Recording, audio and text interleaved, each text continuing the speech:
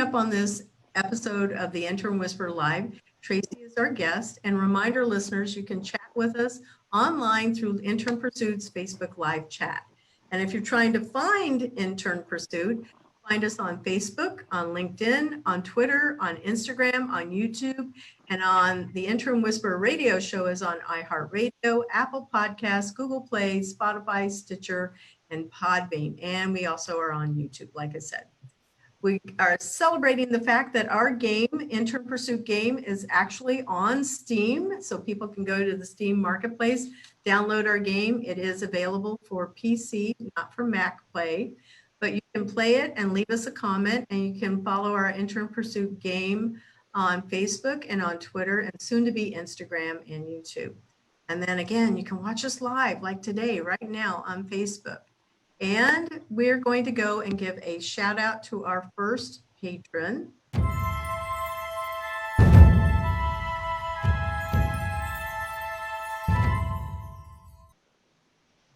Cat5 Studios is a video and game production company that spends training and marketing games and videos for your business or nonprofit. Serious games to develop employee skills, videos for onboarding, and 2D games and videos for your marketing use on your social channels and website.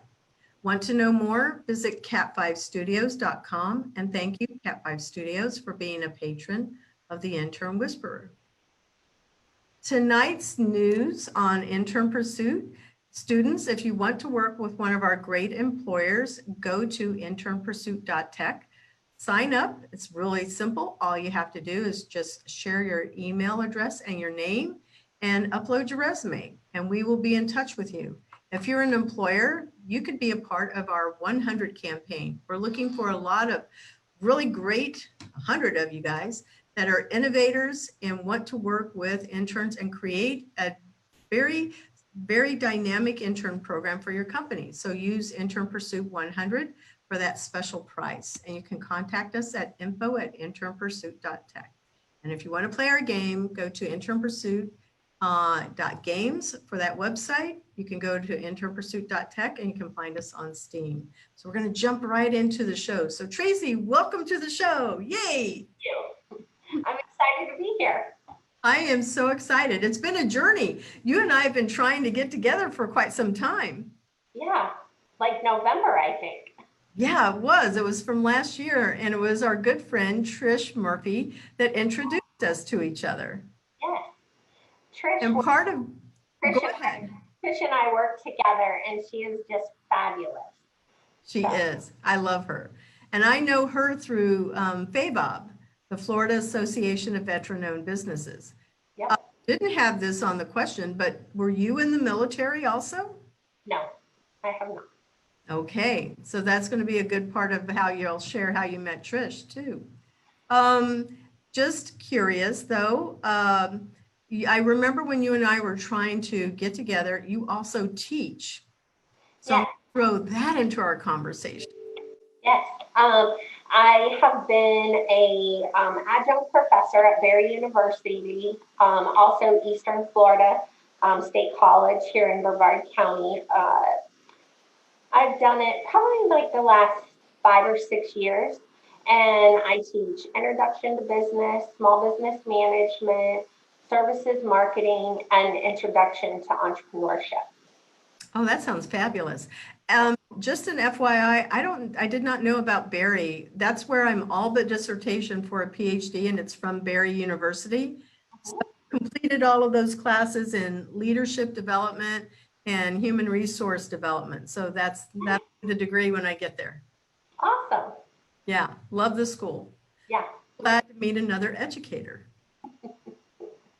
So, as you know, our show is all about internships, but we really focus on the future of industries and jobs. So what I'd like you to do is tell us a bit about your educational background. Obviously, we know you're a teacher. That's super cool. And then how you got into the path where now you're the owner of everything Brevard. So what's that journey look like? Well, I started my first business in 1995. The only job that I've ever really had like real career outside of owning my own business was property management. But I have been in the people business my entire life.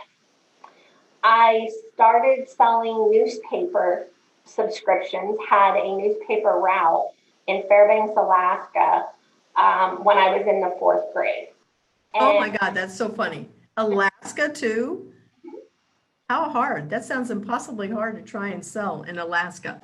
Well, it was a close neighborhood, but it was year round and it was a daily newspaper route. So even in the middle of the winter, I would have to deliver my papers. And I believe I had like 150 customers. I built it all That's the way back really then. good.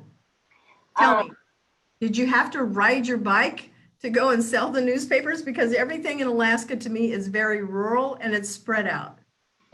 I walked. It would be the neighborhood that I lived in was similar to any of like your gated community types in Orlando, over here on the beach, just an average kind of neighborhood.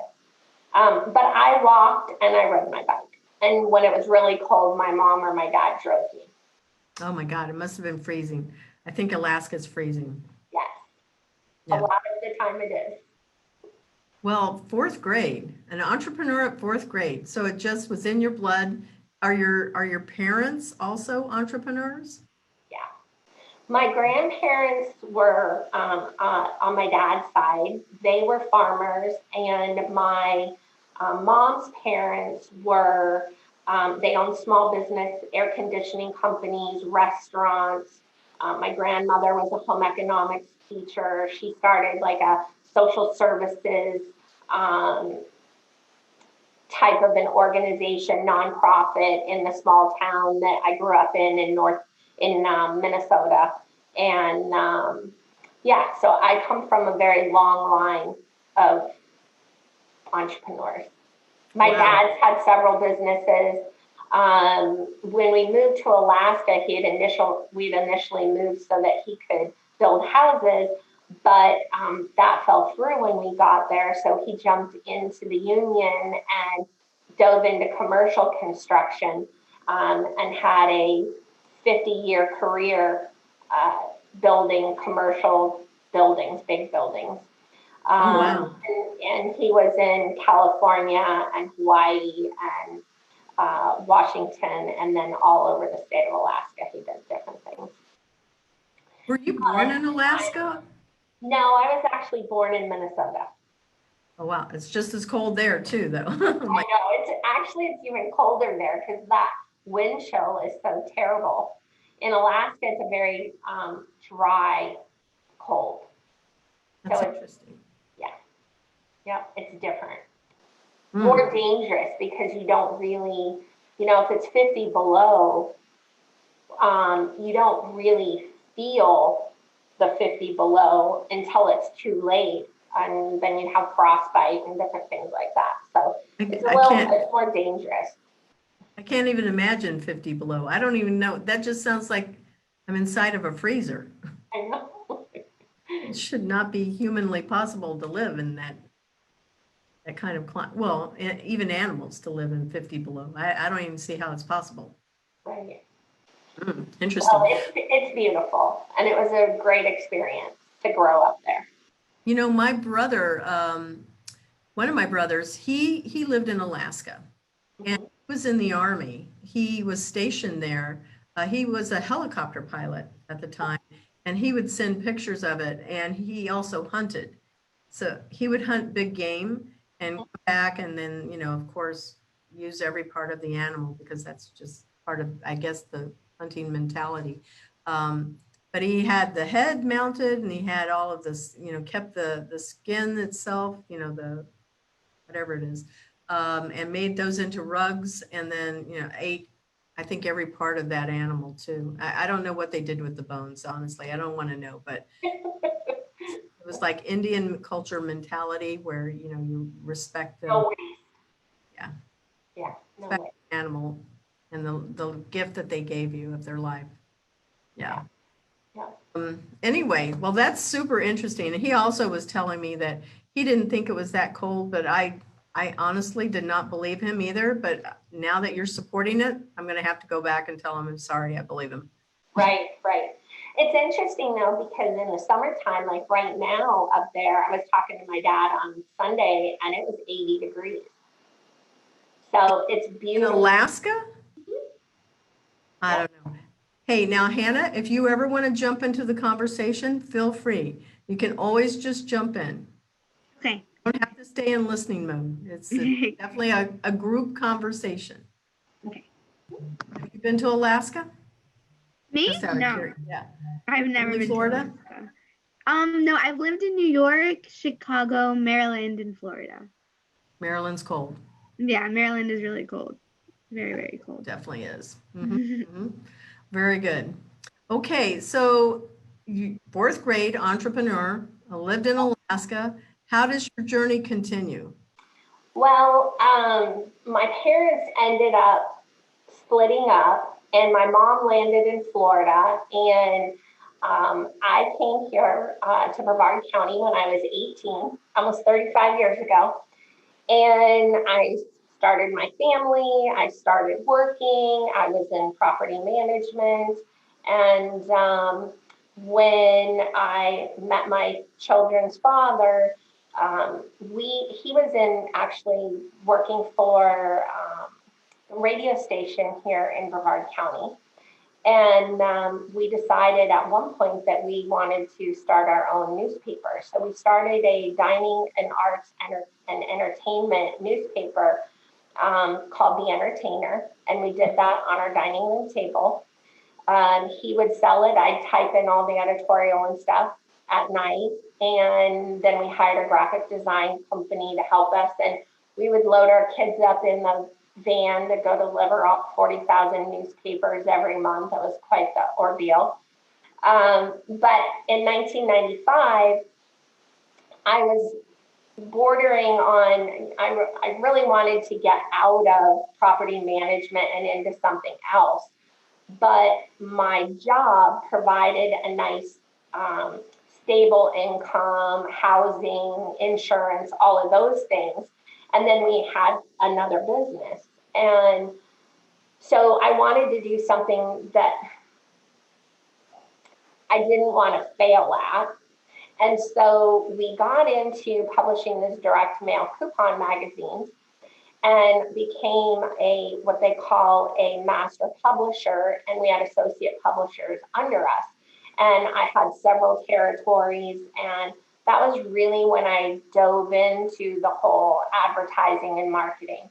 The thing that was missing for me in the direct mail coupon magazine was the storytelling.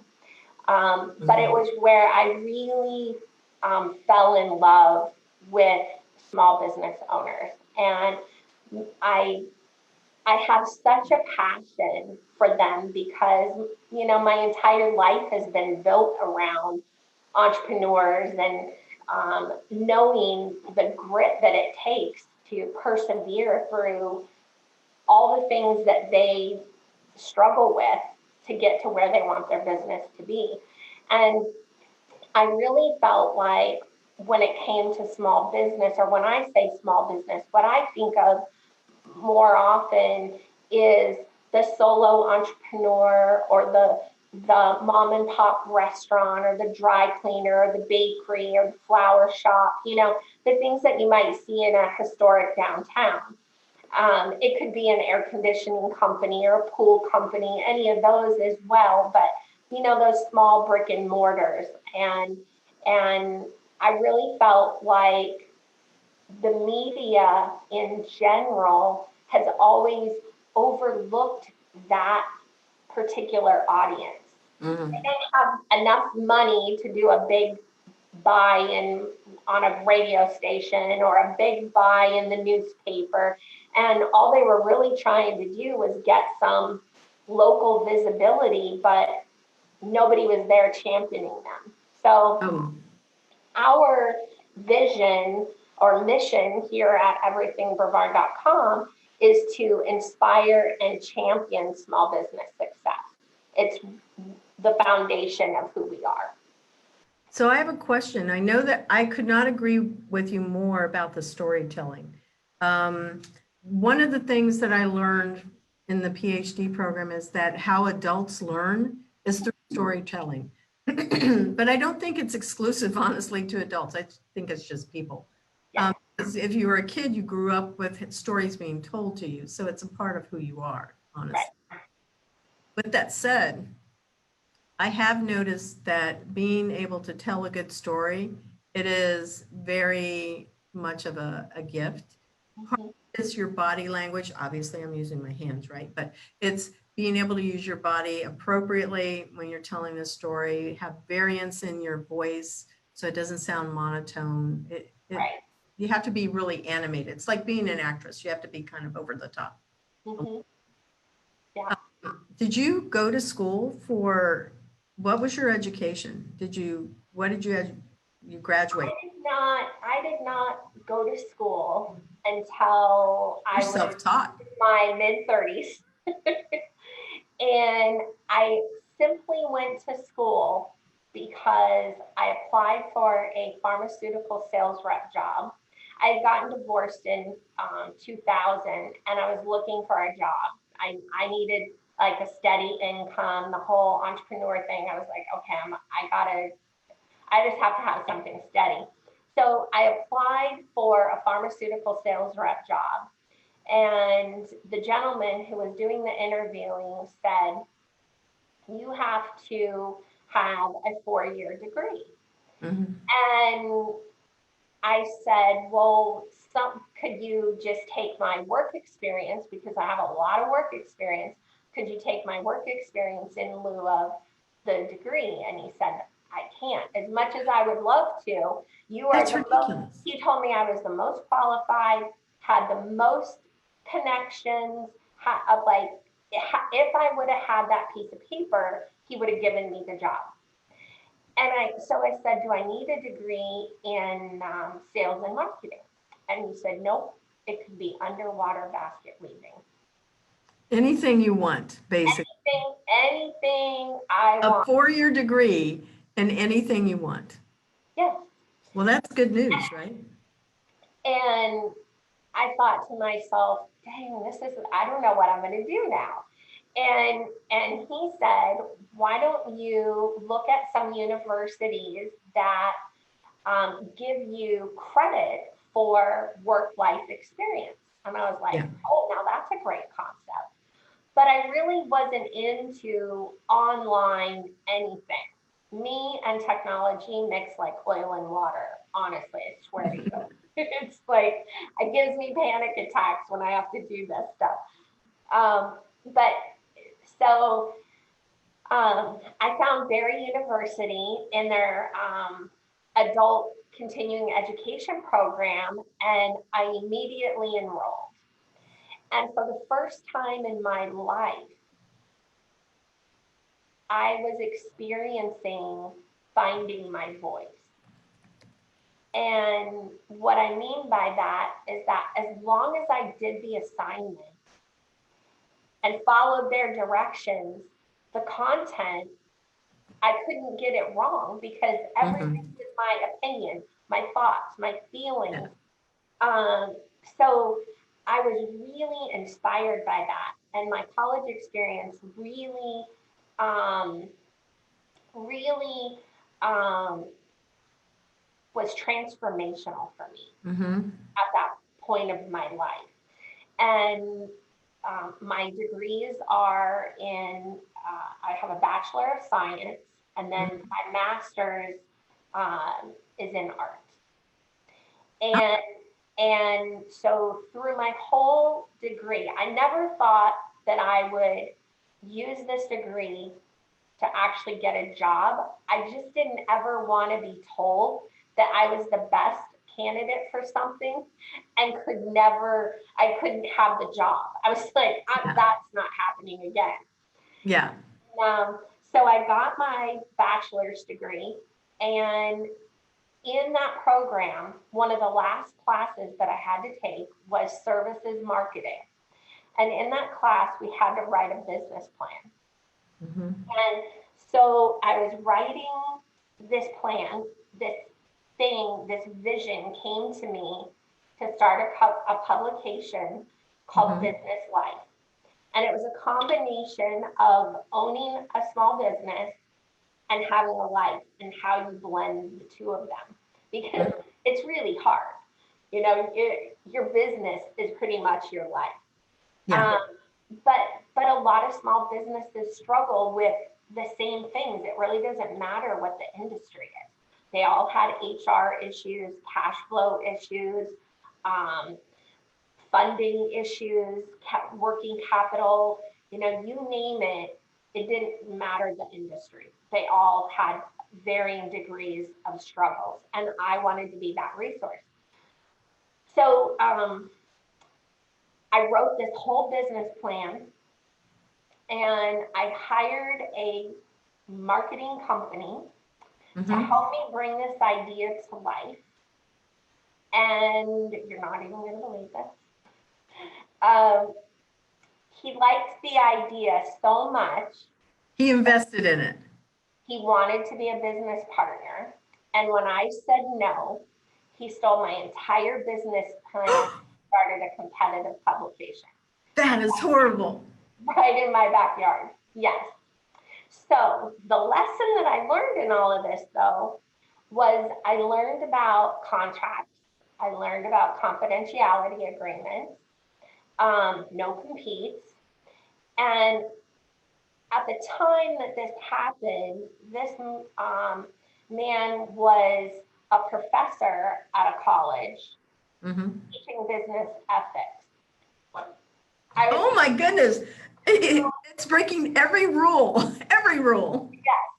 So that fueled my fire to go back to get my master's degree so I could teach, because I wanted to teach people how to protect themselves. And so I published my magazine for like 6 months, and it was something that I couldn't sustain with the confusion in the marketplace, and they had a lot of money behind them.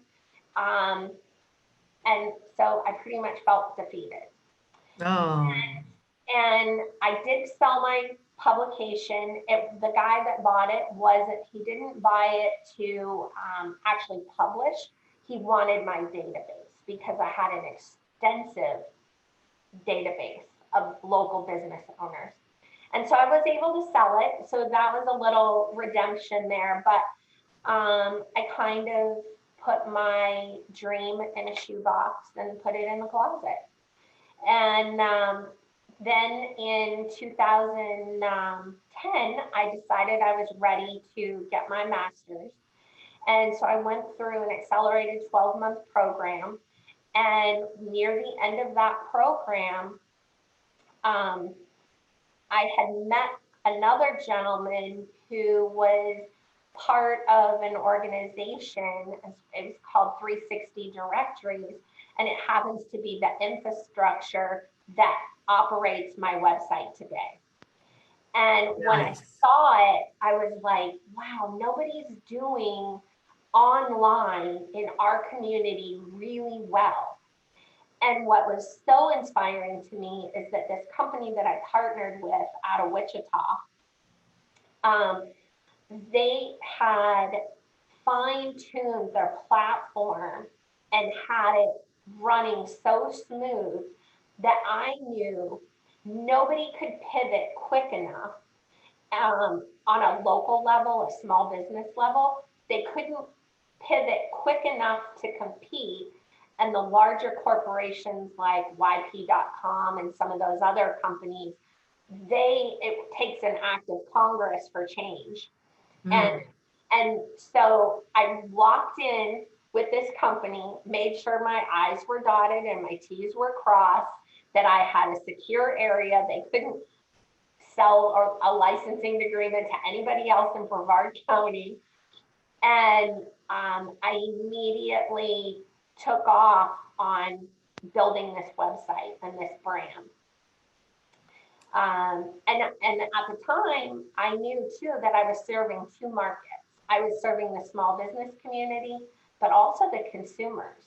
Because as a consumer here in Brevard back in 2011, if you wanted to know what was happening, you had to pick up several publications or go to 50 different websites to figure it out. And so I became the solution for that and partnered with other small business publishers in my community that needed digital exposure, but they were so focused on their magazines, they didn't have time to do it. And so I built this great partnership. Then I also brought in my experience with nonprofits and the desire to give back to my community, where I partnered with them because they all had databases of people, but they had no budgets for advertising and marketing. So I partnered with them to give them visibility for their organization, their cause, their mission, their drive, and what they're passionate about in exchange for sharing everything Brevard as a resource to all of their people. And over that 10-year period, we went from nobody visiting our website when we started to now we end up with somewhere between 1.5 and 1.7 million hits a month on our website. Holy cow. This is like such a great story. It had like some twists and turns and like, oh my God, you couldn't see that this story was gonna, you overcame that huge challenge. I love it. Oh my gosh, great story. Now, the next phase of our growth was really happened by accident as well, and that was the starting of the magazine. In 2016, I was diagnosed with type 1 diabetes, and I was in the hospital with diabetic ketoacidosis and nearly died.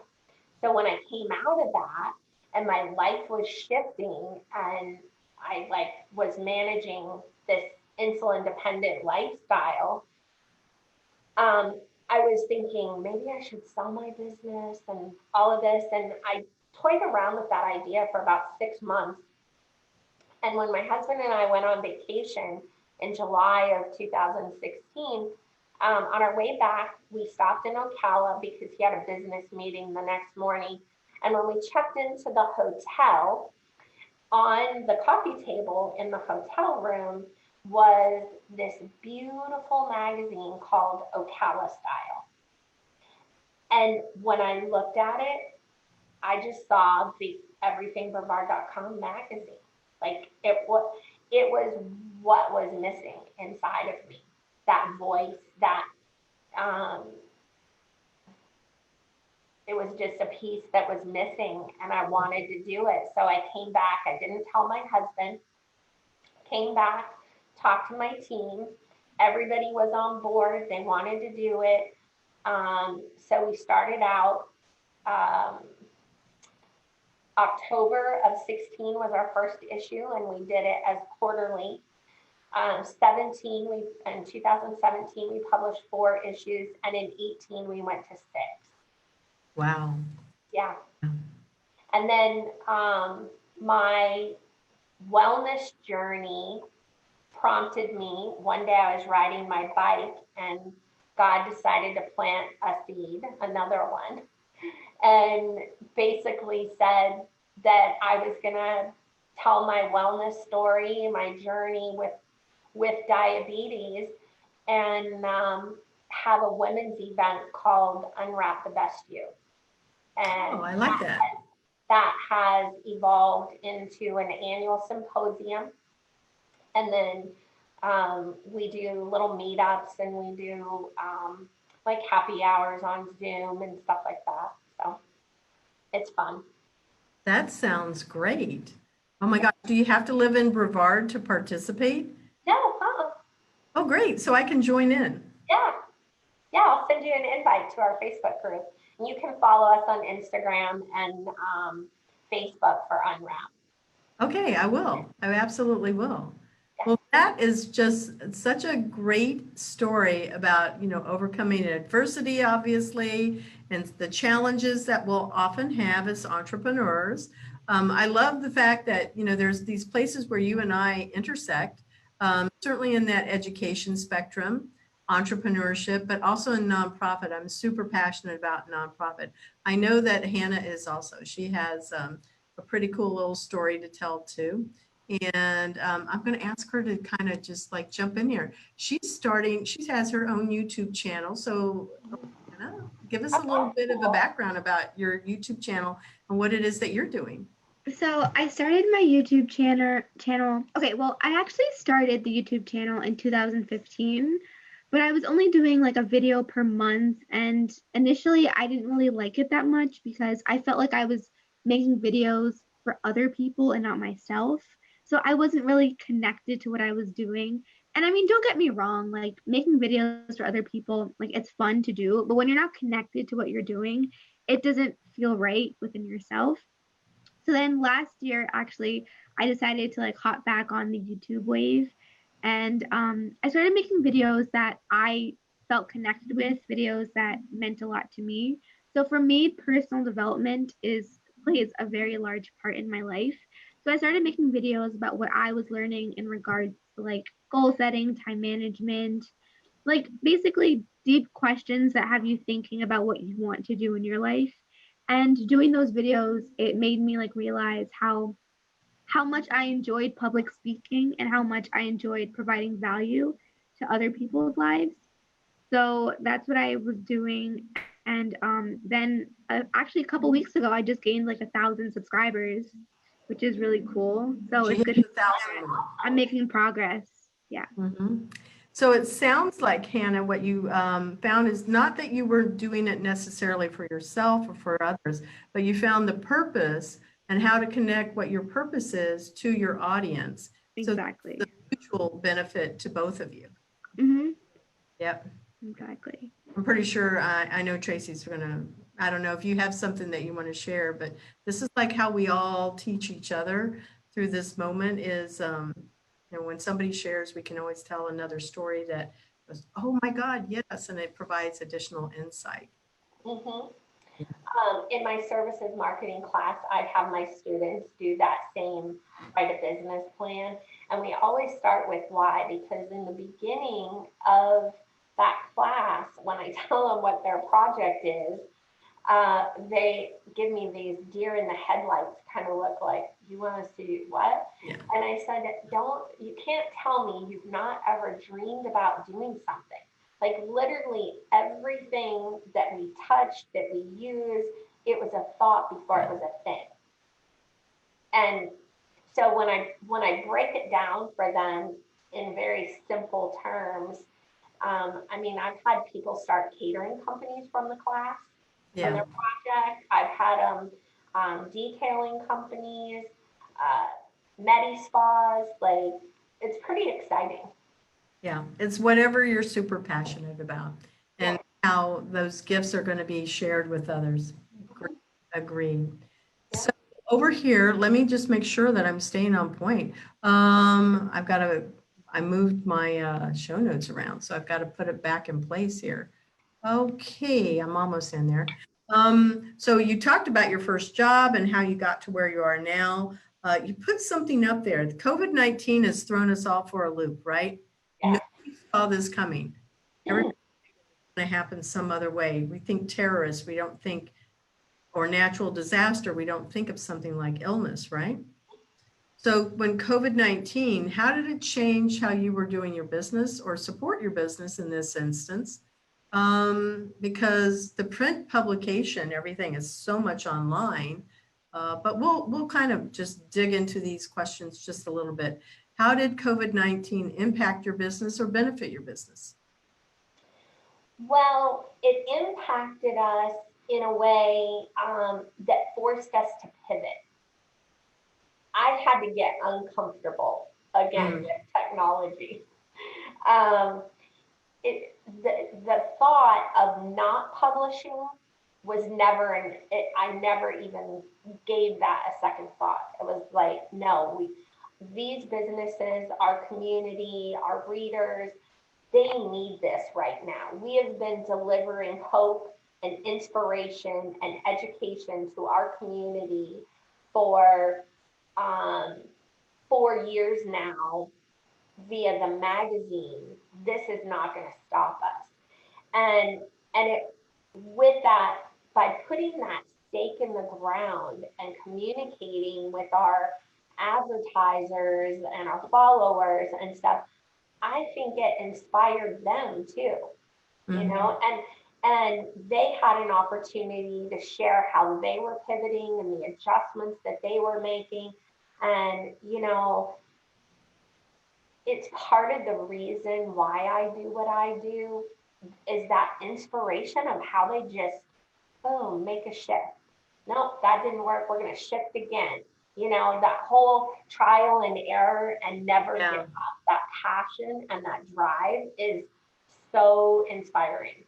Yep, it sure is. I love it. And I know you mentioned earlier that your team is all remote. So it didn't take a lot of adjustment for you guys. Right. My biggest fear was that our advertisers and community wasn't going to be okay with me not printing the magazine. I printed enough magazines to give everybody a hard copy that either advertised, wrote a story, or was featured somehow in the publication. They all got a hard copy. But for me to print 5,000 magazines, where was I going to put them? Everybody was shut down. And I didn't believe that it was going to open up April 30th, the way that they were saying. And even if it did open up, were they going to allow magazines and things in lobbies? And I felt like it wasn't the fiscally responsible thing to do for my stakeholders. Yeah. And so what we did was we brainstormed. We've always had a digital version of the magazine that we promote, but the printed copy is, you know, what everybody wants. They want that in their hand. Right. But so because we had the digital version of the magazine, we thought, what do we do to inspire people to read it, to flip through it, to pay attention to the advertisers? And we knew we had to use social media to do it. So my editor, Lee Nessel, who is fabulous, she said, what do you think about a digital scavenger hunt? And she said, one of the ways that we could give back is instead of, because we're not using all the money to pay for the printed magazine, why don't we buy gift certificates from local small businesses within the community, have the scavenger hunt run 8 weeks, and then we put together a big grand prize. So we'd have the grand prize winner and 8 weekly winners. And in order to qualify for the grand prize, you have to play every week. You don't necessarily have to get all the answers right, but you have to play every week. I like this. And so it has been really amazing to see that grow and see that engagement grow.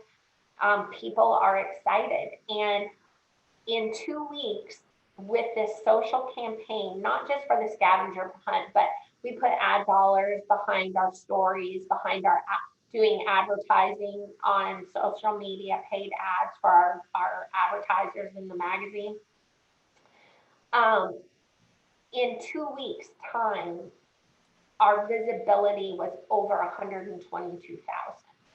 Holy cow.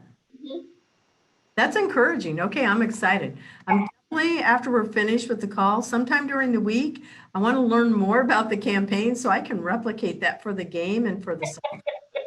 That is super cool. And I wasn't familiar with this, but apparently there's Google Forms or Docs that my team put together. Yeah. One of my rules of thumb is work your strengths, hire your weaknesses. So I have a really great team, and they use these forms in Google. So when people submit their answers, it populates into an Excel spreadsheet, and everything is right there. Yeah. And what's really cool. A prize. So everybody who competed in the week, their name goes on this prize wheel, and it's done online. And we do it, make a video of it, and then put it on our Facebook page to announce. That's really cool. And what's fun about Google Forms is that it will also, in addition to, gather great data for you, but it puts in a visual format, whether you want it as a pie chart or a bar graph or whatever, and you can share those statistics. Yeah. It's great. It's cool. Yeah. It's fun. So I love the digital scavenger hunt, and then also, sharing about how you're supporting your community. That's really awesome. We're going to take a little break just so I can do another patron announcement, and then we're going to come back and we're going to be wrapping up the show.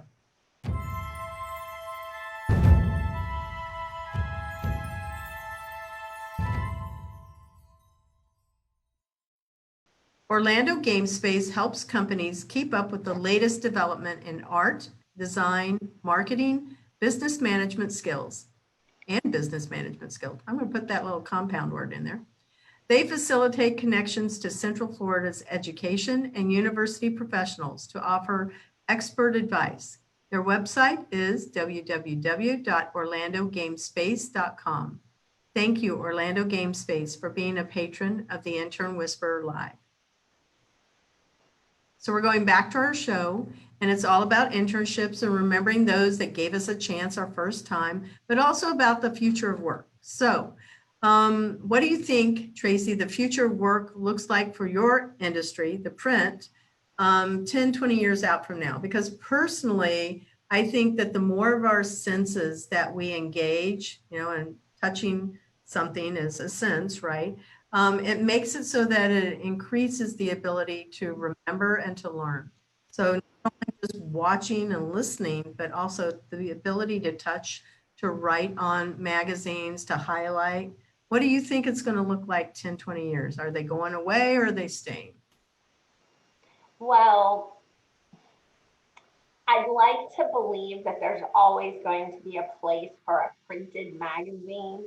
Because I'm like a total magazine junkie. I love looking at the images and reading the stories, and I don't know if it's just the creative side of me, but I don't know how I would fill that void if they totally went away. Yeah. That being said, I do believe that our younger generation is very much online and digital and looking to the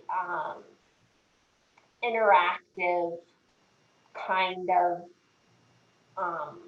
magazine that they can read online. I've seen some really cool things where if you have your phone where you can hover over it, or if you touch something on the screen where, like, if you're advertising a shoe, a certain model of hiking boot or something, it kind of pops up and it does like this 3D thing. Like some kind of embedded video in it, and I thought that kind of stuff is really cool. And we played around with how are we going to show up for the future with this product, and what does that look like? I truly, because of the technology barrier that I have, sometimes I think it's hard for me to really think that far in advance, like what would that look like and how do I keep up with that? Yet when I see something like the shoe coming out of the magazine and rotating around so you could look at it and see, I'm so inspired and intrigued by that stuff. Yeah, there's always a balance between technology and also the tactile, the part that's human of us. And I'm going to go and put Hannah on the spot again over here. So Hannah, she is that generation. Hannah, what do you think? Magazines, are they going to be staying around or are they going to be leaving? Like the physical magazines? I think they may not, I think for now that they're still going to be like present, but I feel like they're going to be transferring to like the phone. So I think they're still going to be relevant. Like people are still going to want to read magazines, but maybe like I wouldn't say like now they'll probably be extinct. I'd say probably in like 50 years. Because I mean, I know that I still like holding magazines and reading them. Like when I go out, like or when I go to the stores and my mom is shopping, I know I like to go to the magazine aisle and like go through magazines. So I mean, I think that they'll still be like around for some time.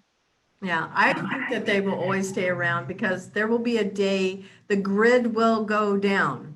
And Mhm. they're not going to know how to operate when they don't have a phone or they don't have a computer. When that grid goes down, they're going to want to read a book or look at magazines. Exactly.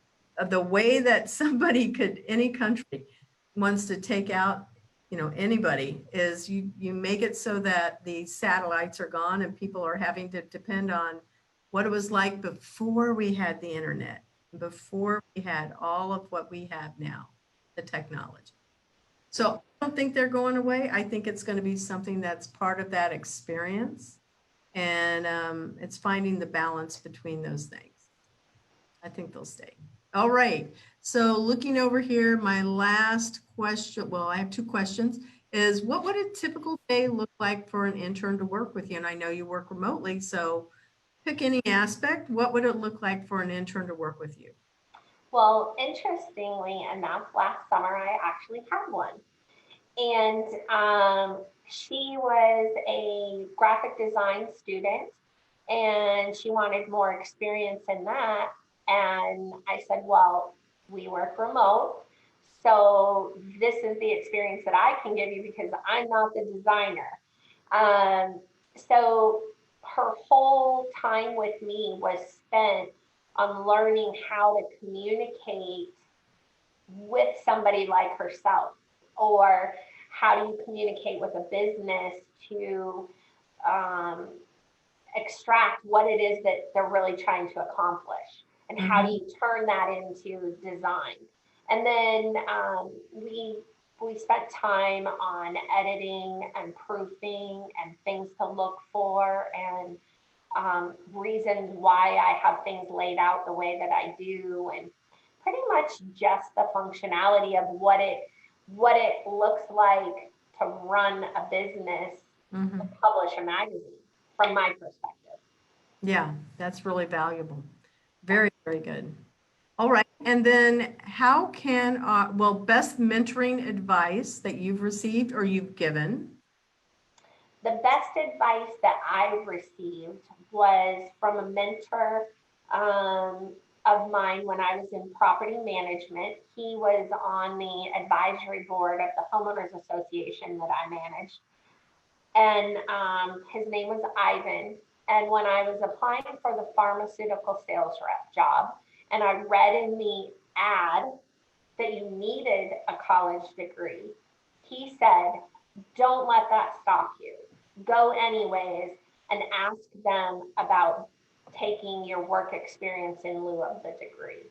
And had he not done that, if I'd have just stepped back, I don't think I would have my bachelor's and master's, or the desire to have the PhD that I want. So That's good. I think that it was a pivotal point. That's really good. So how would our listeners find you? And I definitely want to make sure that you give a little shout out to your Instagram and your Facebook groups so that they could join you. But how do they find you? What's your website, your social channels, your email, whatever you want to share? Okay, so website is everythingbrevard.com, and our Facebook is Everything Brevard. The Twitter is Ething Brevard. Instagram is Everything Brevard. Then we have. Can they find these on your website? Yes, there are links. Okay, great. Up in the That's upper a really right good place. corner.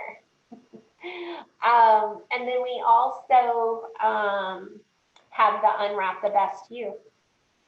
So it's unwrapthebestyou.com, and we're on Facebook and Instagram with Unwrap. Well, very good. I'm also on I'll look for LinkedIn, you. Tracey Stroderd, and Everything Brevard. Very good. I'm definitely going to look for you there.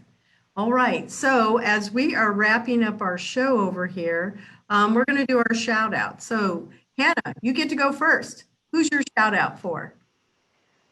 I have a shout out to you, Isabella. Thank you so much for this opportunity. I really enjoy like working with you, and you're so kind, and I look forward to learning so much more things from you. Oh, thank you so much. I appreciate that. How about you, Tracy? Who's your shout out for? I want to give a shout out to Trish Murphy from Trident Marketing um, over there in Orlando. Trish has been part of the everythingbrevard.com team for since August, I think. And she has just been wonderful. And she came to me through a personal introduction from somebody else. And it's just been great. And so I really appreciate her thinking of me and introducing us. Yeah, she is awesome. So my shout out goes to all of the team that makes all of these shows happen. We've taken a little bit of a pause. So in the month of May, so you were the guest that we brought in for May as we've been kind of organizing and helping to get our processes better improved. But I want to definitely give a shout out to all of those people that have been part of it. Thanking the game team also, super excited about the game getting up on Steam. And the fact that our website is able to accept, employers and students and getting ready to launch our school, our own school. So shout out to all of those hardworking people there. People can find the Intern Whisper again on our Facebook page and also on any of those fine podcast channels that you follow, and you can play our game. It's on Steam and it's also at internpursuit.games. And then again, we're going to encourage employers and students to sign up on internpursuit.tech and be part of our 100. And as we close the show, we want to thank all of our listeners. Thank you for following us and being a part of our story. So we are signing off. Thank you very much, Tracy, and also Hannah.